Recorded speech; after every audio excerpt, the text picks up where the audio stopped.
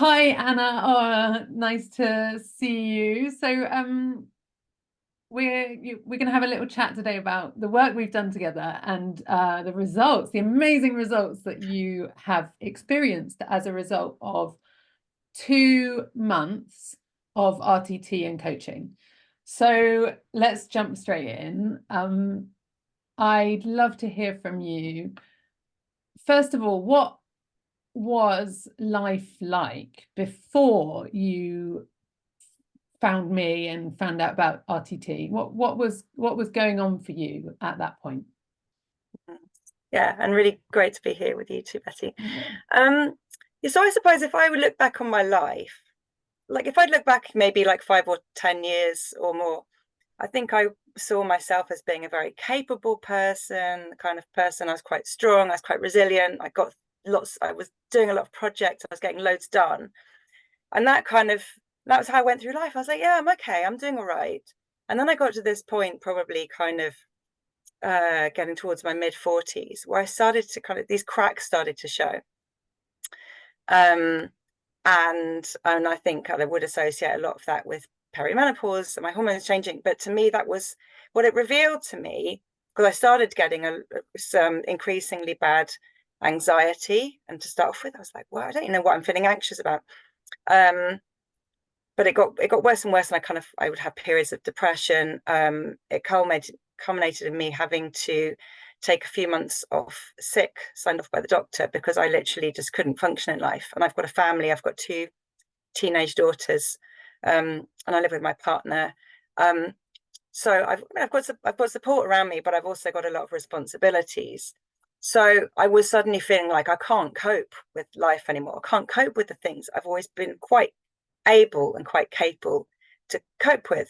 And it was unsettling. And I just thought, I don't know if I can go on.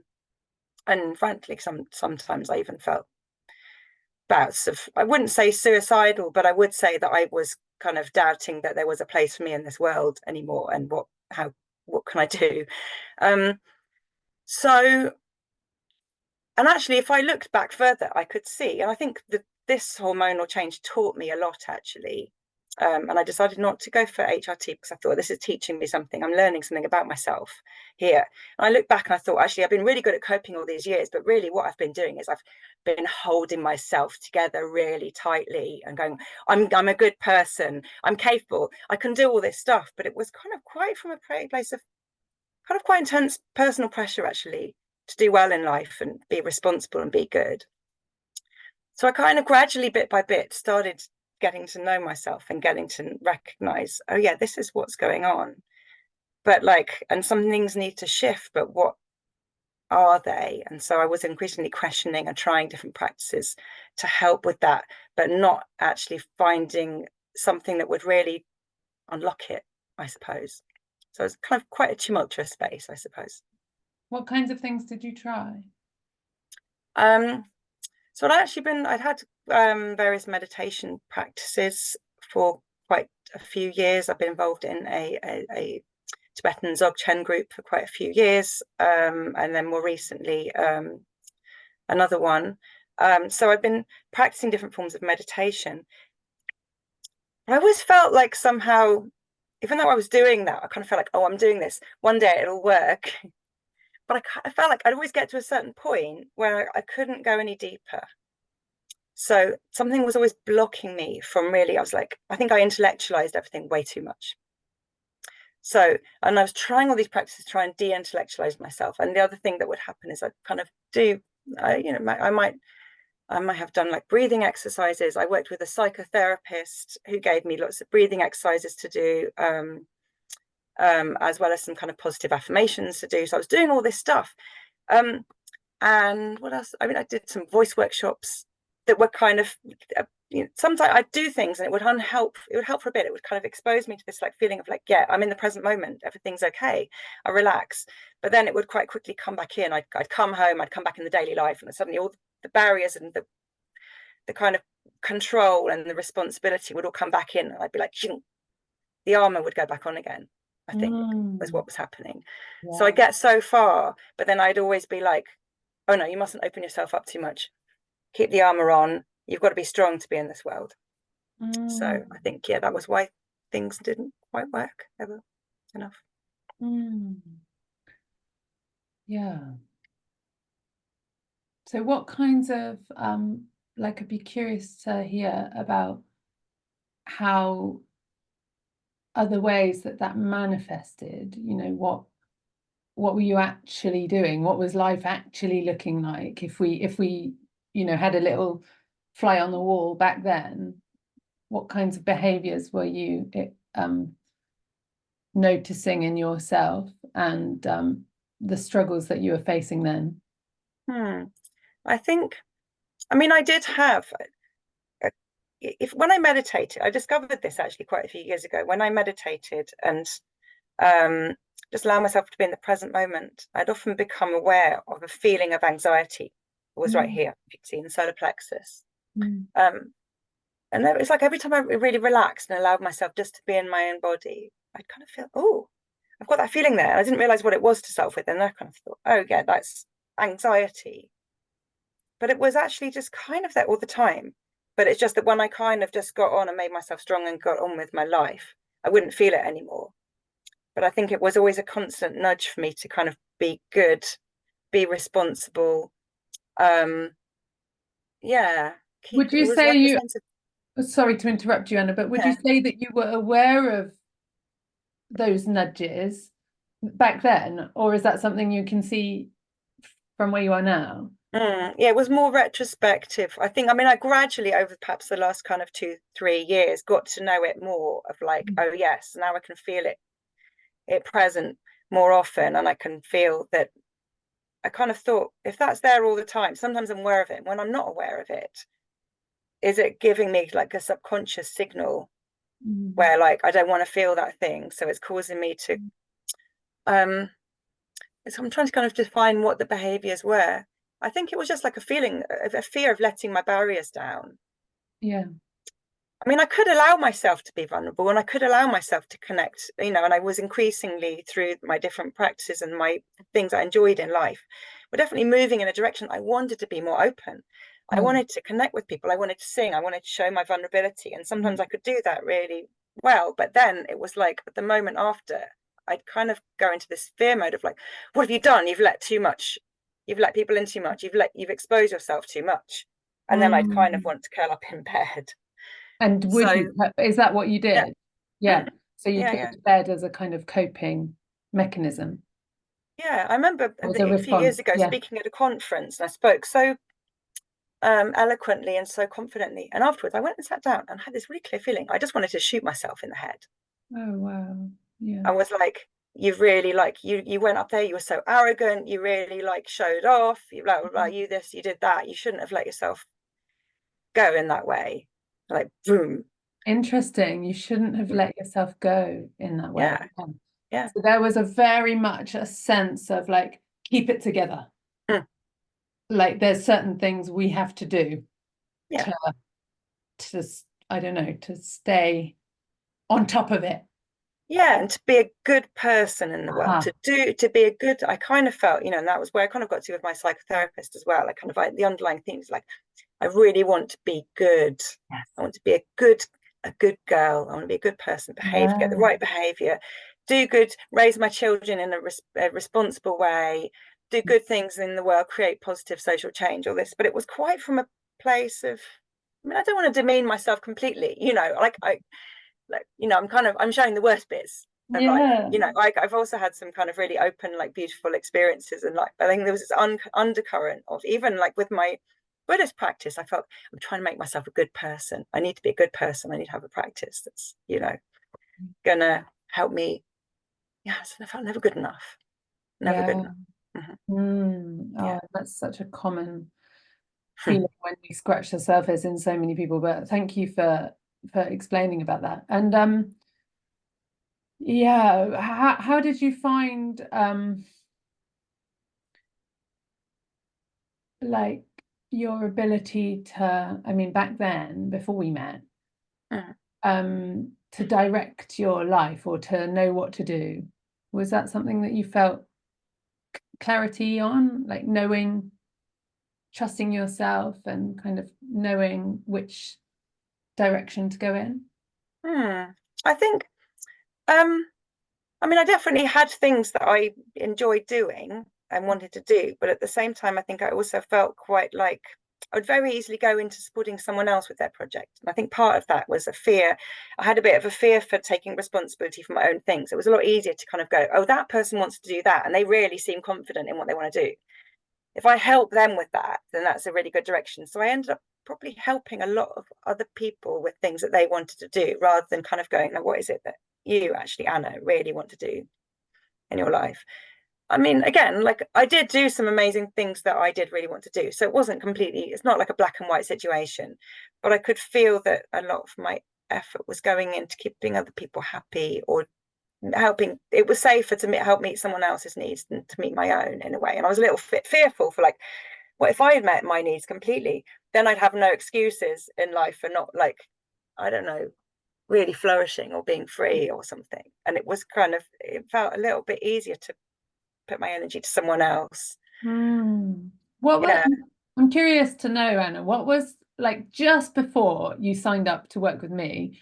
I'd be curious to know, like, what was the kind of, I want to say breaking point. I know you didn't break, but what was the point at which you were like, okay, enough's enough? Mm. I need to, I suppose it's inspiration to change. What was the point at which you went, something's got to give, something's got to change now? So I came across RTT probably a bit more about a year before I actually met you and started working with you, Betty. And I heard about it on a podcast, and I was researching at that time a lot of things about perimenopause, which was like to me like the dominant thing that was going on for me at that time. And I'd been having some psychotherapy, and then I heard a podcast, someone talking about um, using RTT, and I thought, oh my goodness, this really sounds like the thing that I need, because I felt like, oh, there's something in my past that's blocking me. I don't really know what it was. I knew something because I knew, like, I'd lost my dad at a young age in traumatic circumstances, so I knew that there was something potentially there. But because I was having this other psychotherapy at the time, and I'd also attended another workshop actually on a menopause workshop that I'd found had kind of helped me to some extent, like reset my nervous system. And I kind of thought, well, like I talked to some people, RTT therapists. Hadn't come across you actually at the time. I talked to some people and I kind of hadn't quite found the right person. The timing wasn't quite right. And I thought, well, actually, I'm feeling kind of a bit better in myself now. Maybe I'm okay. So I kind of put it on hold, even though I'd kind of clocked that it could be good. I thought, oh, I'm doing quite well. And actually, last year, early last spring, about a year ago, I kind of managed to unlock quite a lot for myself. And I thought, oh no, I'm doing all right in life. I actually had like a really great few months. I was kind of riding a wave of doing well. But actually, I think what I'd done is I'd probably buried some of the stuff, or I'd like superficially I jumped on a positive wave of maybe spring energy or something. I thought, no, I'm fine. I'm really like doing well in life. And then like last winter, I had a massive crash again. I was like, oh my God, I've gone right back to where I started from, like really deep depression, terrible anxiety. Like, I thought I was doing so well, and I'm just right back. Something really, that was the really low point where I thought I've got to really change something very deeply in myself, because no matter how much other work I'm doing, I keep just coming back to this point. And at that point, and I had come across the fact that you did this work a little bit previously, and I just knew, I just had this moment of insight, like this is the only thing, and I just knew that you'd be the right person. I just knew from a conversation I'd had with you that like there's a reason why I've waited to this time, because you were the right person for me to work with that's going to help me unlock this thing. And I picked up the phone and I said, help. Oh yeah. Yeah. Gosh, I remember. Yeah, lovely. And But I've okay, really learned to trust my instincts, I would say. Like I've learned over the last few years, that's something really amazing I've learned, kind of from going to that dark place in a way, yeah, and from trying different things, and different yeah. things, working a bit, kind of I have really learned to know when something was right, and that was just like really clear to Mm, me. good. Oh, The so time was right, and you were the right person to do this work. more important, isn't it, to just trust that inner wisdom. Okay, so talk to me, tell everyone, anyone listening, what was it like? Because we had quite an interesting first session, and actually you experienced a big shift. It can happen, just for people who aren't aware of the process with RTT, but there are different ways the change can happen. One is that it can happen there and on the spot, there and then. You just feel like a weight is lifted in the session, and then it can happen like retroactively. So like at a later date, it can just lift, or and also with the recording that you get to listen to, it happens gradually. So I'd be curious to hear how you feel your change came about and what happened, if you could describe what that process was like. Mm. So yeah, I think I came into the session. I was really open. I just knew this was going to be the thing. So I was so open to it. But at the same time, I remember at the beginning of the session, I said, actually, I'm really scared. Yeah. um, and it was like, and then so you got me dialoguing with this bit of myself, which I'd identified, and it was this kind of anxiety bit in the solar plexus. And I just felt it so strongly. And you got me talking to that bit, or talking like, what, if you could talk to that, I think this is how it went, if you could talk to that part Yeah. yourself. And then I was talking to myself as that part of me talking back to the other bit of me. It was a bit confusing which was which, really. But Yeah. and I realized it was kind of this bit, if I don't know, because I don't know enough about psychology and the brain and stuff, but like it was like this part that was like in control, that was looking after me, that was telling me like how to keep safe all the time. So I don't know if it's like the conscious or the subconscious or the left brain or what, but it was like there was a bit that was like protecting me, always looking out for the danger, and then like telling me to shut down, get out of here, like do this, say that. It was telling me, like when I was talking to someone, it would be telling me what to say all the time. You're doing well, you're doing well. I've been thinking, do I have autism? Do I have something that's like I'm always having to think about everything? But I basically was overthinking everything. So like I came into talking to this bit, and somehow I got into a dialogue, and we communicated, and I said, actually, I got to the place saying, I appreciate that you're there, but right for this session, I kind of just need you to step aside and let me drop into like a deeper space where I can kind of like get my deeper wisdom. So like just hang in there, but like I'm going to go deeper. Something like that. So then, and then I'm just struggling to remember now because it was a couple of months ago. So we went back to some different times in my life where this part of me had kind of started to kick in, and I was quite surprised. And I was surprised the things I went back to, some of them were things I had no concrete memory of. But it went back to a very early stage of my life, and I could then start to kind of understand and identify, oh yeah, that maybe that's why I've started to feel this kind of, and it was like about a weight of responsibility. It was about me taking a very strong feeling of responsibility that I had to be good, and I had to be responsible and take care of other people, and I had to really be on the lookout for anything that might be wrong, from quite a young age. And kind of working through that and accepting all those circumstances that had led to that, working through that, then allowed me to come back and kind of like connect in with this part again, which I felt as a very physical, and I don't know how common this is for other people, but it felt so physical and so clear that this was the thing, that then I could then literally take it out of myself. And this wasn't what you guided me to do, but this is what I did. And I was by the sea, and I took it and I put it on a little raft, and it was like a warm tropical ocean, and it was sunset.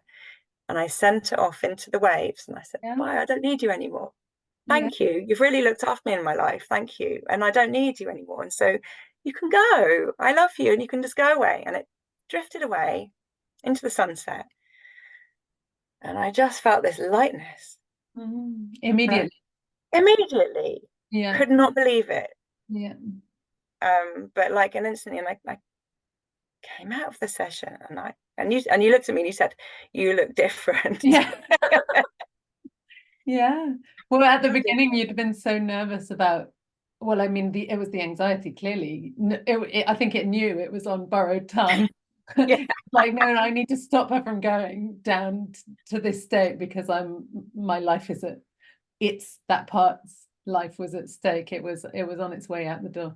But yeah, so you were, and then by the end of the session, you were, yeah, I remember you were very lit up and kind of light you looked like a load had come off you. Yeah. Yeah, it really had. And it literally has not come back. Mm. I mean, that's not to say I have felt anxious between then and now, but it's Mm. not the same. It's not the same bit. It's not the same type of anxiety. And like whole kind of thought, whole brain, it's like whole brain circuits have been deactivated that are no longer operating anymore. Like it's literally, I felt like there was this whole package that has just gone. I can't actually You, believe that I'm saying this, but yeah, it really is. Yeah. yeah, it's remarkable. It's so lovely. I love it when this happens. It's just it does happen. I think I wonder if it'd be helpful for people who are relating to your previous experience and feel, you know, they've had similar patterns of overthinking and anxiety. And let me just see what else you said. Uh, yeah, needing to stay safe, so kind of high alert situations. So people who are in that now, maybe, and they're listening to this and they're hearing, wow, that this can just happen. You can just like shift this in one session. I think what would be interesting is to just give us a little insight into what life looked like then after that first session, or what, you know, how did you know that it had gone? Um, so, well, I mean, one thing was just feeling this whole lightness here. Like I just felt like there was a tension Yeah, and a feeling of anxiety that was completely absent. yeah, And I don't know how I can say I just knew that something really had shifted. I yeah. felt a very deep relaxation in myself. Um, and I felt it was weird because I felt like exactly the same person. In one way, everything just felt so normal. Uh-huh. It wasn't like, oh, I'm a completely different person. Everything felt so normal, but there was just like a layer that wasn't there anymore, that was like screening between me and, Yeah. I don't know, reality or something. And I just felt instantly I just found myself instantly doing things in a very relaxed way just because I enjoyed them, not because I thought, oh, that would be a good thing for me to do. So I watched telly with my daughter that evening. Whereas before I might have gone, I was not very good to watch television with your daughter because, you know, really like, you know, we should be talking, we should be like doing something more. It was always like, well, we should be doing this. I was like, television was a bit of a kind of like, I don't know, like, how was the word? I would like to mean watching television because I thought it wasn't a very good thing to do Yeah. because it wasn't about personal connection. It was about just kind of dumbing down and zoning out. And that's not a very good thing to do. I shouldn't Mm. encourage that. I just wanted to, it would just be fun to watch telly. So we just put on like a nature documentary and watched that. And we had just a really nice, relaxed time together. And I just thought, oh, I can just enjoy life without putting on all these like a should of what would be a good thing to do or not. So Yeah. that was just instantly, and I just found myself able to just kind of really openly relate to people without having a dialogue behind of what I should be saying, or like, oh, it would be a good thing to say this now, or it would be like, it was like I had this constant like, and that's why I kind of thought it was like, could it be autism or something? Because you know, I'd read something that like if people are not very confident socially, they'll have always like a voice. They need to tell themselves how to interact. But I think it was just like from a very young age, I tried to be really responsible, and my kind of left brain or the conscious brain had like kicked in. It was like Yeah. telling me what to do or not in order to be good. Yeah. And it was just like that. So I could just approach everything in a much more relaxed way, I think. I mean, you know, of course, my life still goes up and down. So, you know, I've definitely had downs as well. It's not like, oh, everything's just been like 100% amazing since that. But it's just like that thing isn't bothering me. The Mm. other thing I just want to say really specifically was that I've had like since I lost my dad, like age 11, I've had this hair pulling habit, which has got a name, trichotillomania, I think. I only realized recently what it was. I was just like, oh, I really wish I didn't do that. Um, and it would get worse at times of stress, but it was kind of always there. And it was like instantly after the therapy, and this wasn't the intention of having the therapy, instantly, like I haven't done it once since. Yeah. And I understand that can be quite a hard habit to shift, but it Right. was obviously very strongly embedded in this pattern of control and anxiety, that it was like something that I did to relieve the anxiety.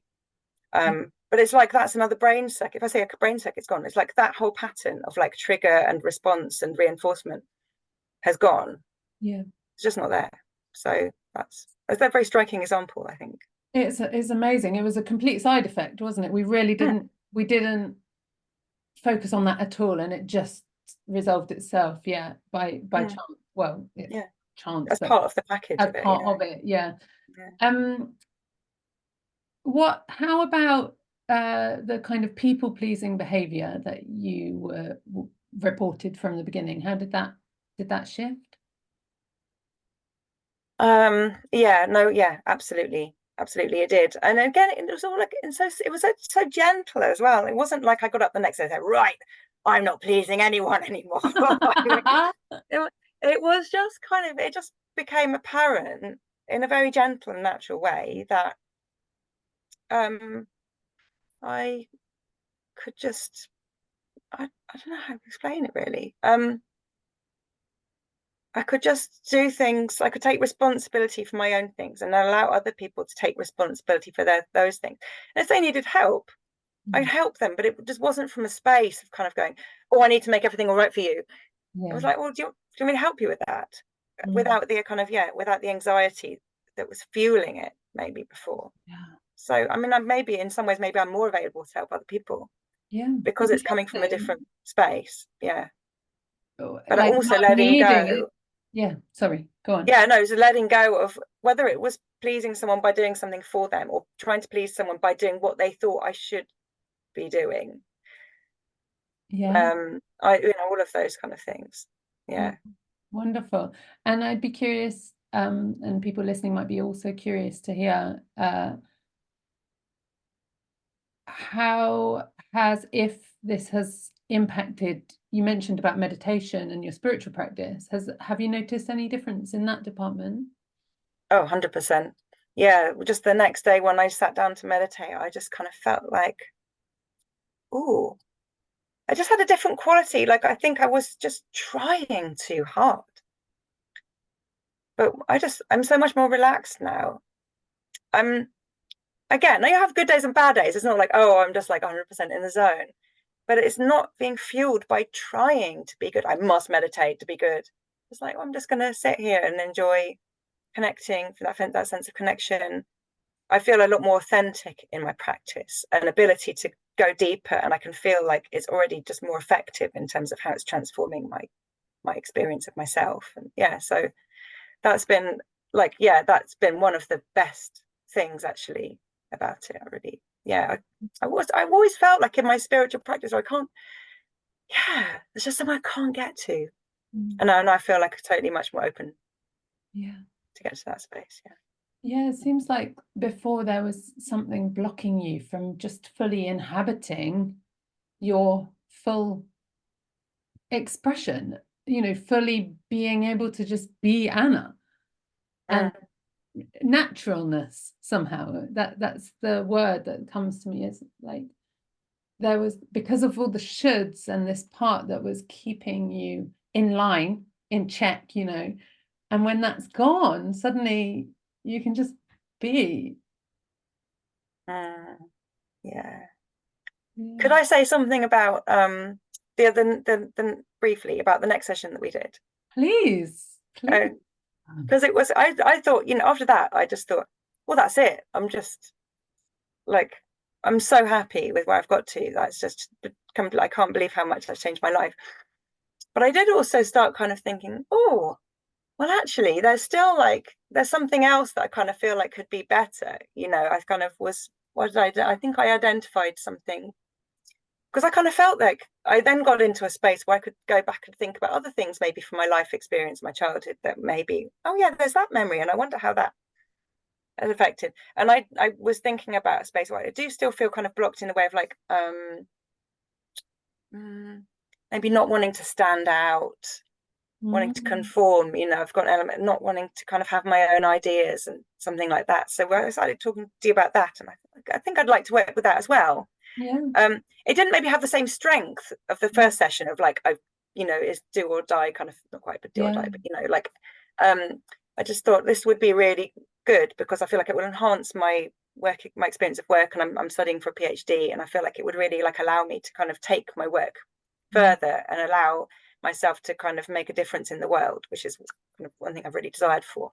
So we came back and we did some work around creativity and freedom of expression. And yeah, and again, and I had a really profound experience doing the actual session. And afterwards, and I think I didn't have the same kind of strength of experience afterwards in terms of like, boom, this whole part of me has gone. But it's been a very gradual, beautiful unfolding of like, yeah, noticing, yeah, giving myself permission to really see myself as a creative person that can have independent ideas that could actually be good ideas. And rather than kind of always think that someone else's idea was always automatically better than mine, really like allowing myself to be playful. And I'm having all sorts of wild ideas. I'm like putting that into my PhD, and I've had some real like massive breakthroughs and insights from that in my study as well as in other areas of life. And I just feel like I'm more creative in my parenting and more relaxed, and yeah, able to see the big picture, not doing things from the point of view of like what do I feel society expects. So again, that has been like really totally expanding again. And so yeah, really life enhancing. Oh, so beautiful. And it really does seem like it, well, when we have these big core shifts that are, they do just impact everything, don't they? It's really quite amazing and it's been beautiful to experience the enormous shifts and the way that you're totally relaxed and playful and creative and bringing these new ideas in. So I guess one final thing I'd love to ask, Anna, is there something you'd like to say to somebody who might be where you were a few months back, somebody who is stuck in these cycles of overthinking and high alert and anxiety and depression? Have you got something you want to say to them? Oh, well, I mean, I kind of want to say, oh, just go for it, go and see Betty. But like, it is obviously a really personal thing for everyone. So like, I think like trust your instinct, and maybe like explore some of the different things that might work for you, and then just like go for what you think works. Now, I would like totally advocate for going to see Betty. And one thing I would say, really, that I valued about the way that you worked with me was how kind of intuitive you were and adaptable. So I could see sometimes maybe things came up in our session that may have been quite unique to me. It might have not have come up in other sessions or something, but the way that you kind of evolved and worked with that so kind of seamlessly, I kind of had enough awareness to really see like how skillful you were at bringing out and working with like random things that had come up that were different or something that I really valued. So I would say if someone was decided that RTT was a thing for them, I would just like 100% recommend working with Betty. I haven't worked with other people, but I just have a really good sense that that's a particular skill that you bring. Yeah, thank you.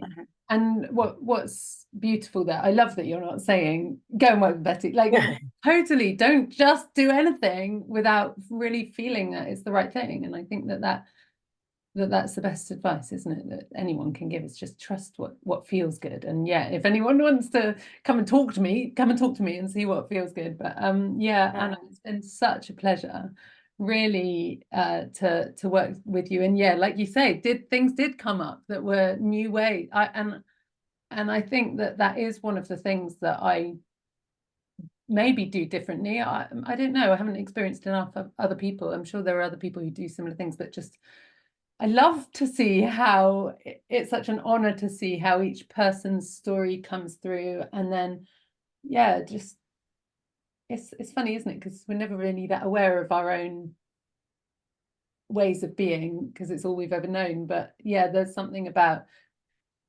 and I think again that we're both fellow practitioners in meditation, and I think there's something about just remaining empty and just seeing what comes, and then just dancing with that does kind of describe what I try and do. So yeah, it was so much fun. Yeah, really lovely to work with you and to witness all these lovely blossoming, blooming changes and the joy that you're now bringing.